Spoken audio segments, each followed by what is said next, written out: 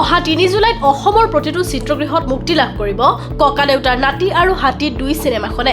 ছবিখনত অভিনয় কৰিছে বহুকেইগৰাকী অসমীয়া কলাকুশলীয়ে।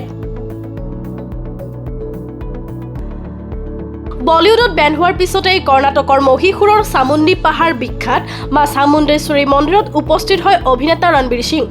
ভিভিআইপি ষ্টাইলত নহয়, নিয়মীয়া ভক্ত হিচাপে মন্দিৰত উপস্থিত হয় অভিনেতাগৰাকী।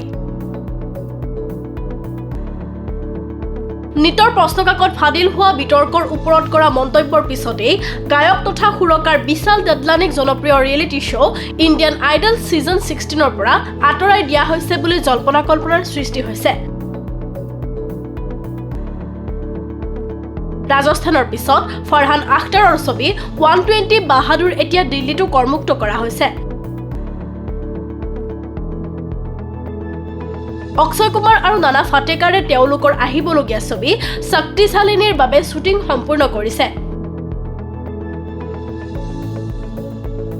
বৰ্ডাৰ 2ৰ পিছত 5খনকৈ ছবিত দেখা যাব অভিনেতা ছানী দেওলক। ইয়াৰে এখন ছবিত তেওঁ আৰক্ষী বিষয়া হিচাপে আলোড়নৰ সৃষ্টি কৰিব।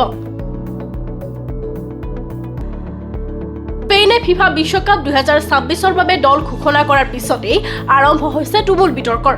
কাৰণ 92 বছৰৰ ইতিহাসত প্ৰথমবাৰৰ বাবে স্পেইনৰ বিশ্বকাপ দলত স্থান নাপালে ৰিয়েল মাদ্ৰিদৰ এজনো ফুটবলাৰে।